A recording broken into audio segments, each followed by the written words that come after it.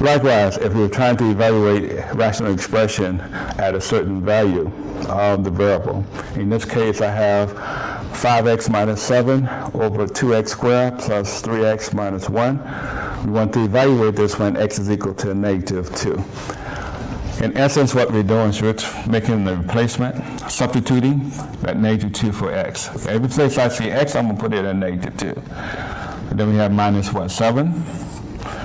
In your denominator, we're going to have what, 2 in parentheses. We have a negative 2 raised to the what, second power, plus 3 times negative 2. Then we have minus 1. So the first step will be to just replace the variable with the variable value, and that is a negative 2. We simplify. When we simplify, you just multiply in this case, using the order of operation. We have 5 times a negative 2. That would give us a negative, what, 10, minus the, what, 7, over negative 2 squared first. Please remember, and that would give us, what, a positive 4. And then we have, what, plus 3 times negative 2. And then we have minus 1. Order of operation always come into play. You cannot proceed if you're not following those rules. Likewise, in the denominator, we're going to multiply to get rid of the what? Parentheses. And that will give us 2 times 4, which will give us what? 8. And we have 3 times a negative 2 will give us a negative what? 6. And then we have minus 1. Likewise, I'm just going to rewrite what we have on the numerator. Combining like terms. In your numerator, this is negative 10, and that's also a negative 7. So that will give us a addition of the 7 and the 10, and that will give us a final answer of a negative 17. Like signs you add, unlike signs you subtract. You always want to remember that. In the denominator, we have 8 minus 6, going from left to right. 8 minus 6 will give us a positive 2, and then we have minus 1. Again, 8 minus 6 will give us what, 2? I'm bringing down that negative 1. Now, finally, we're going to have what? 2 minus 1, and 2 minus 1 will give us 1. So we have a negative 17 over 1, but we can't leave it like this. We need to go ahead and simplify whenever possible, and that will give us a negative, what, 17. So our final answer there should be a negative 17. When x is equal to, what, negative 2, that expression is equal to a negative 17. So basically, this is what we want you to be able to do, and as you see, it's nothing new. This is something that you have done before.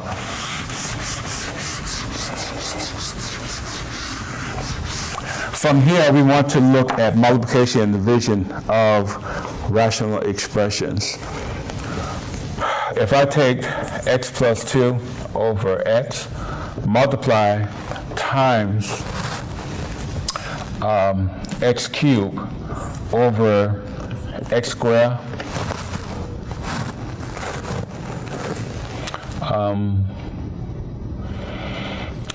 plus x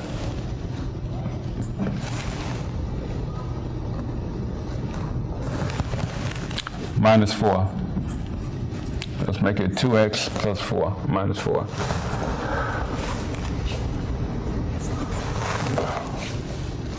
Let's change it.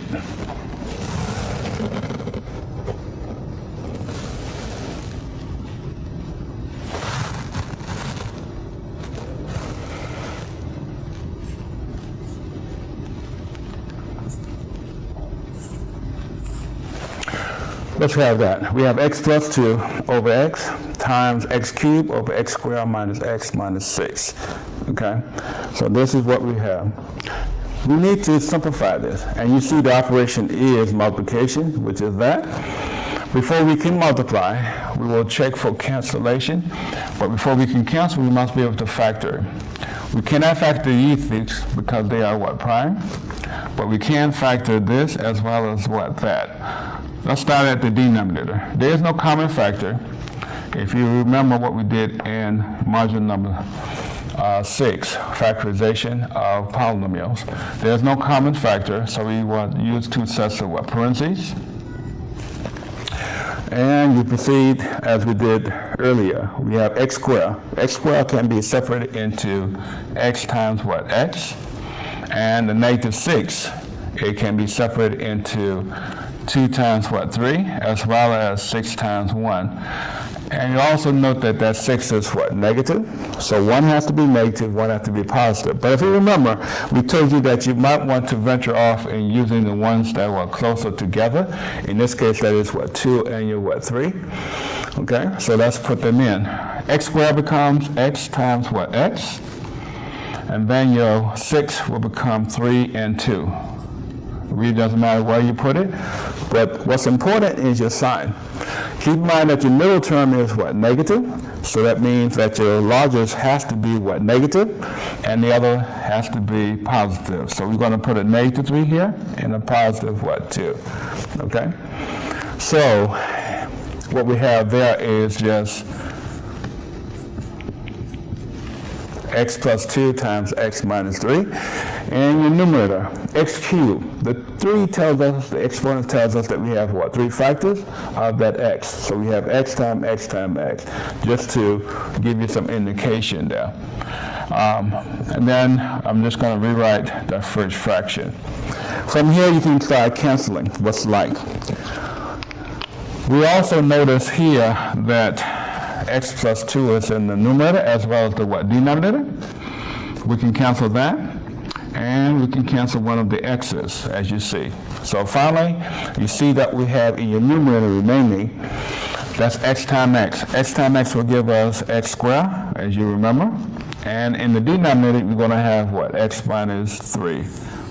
So our final answer there will be x squared over x minus 3. Okay? And this is what we will get.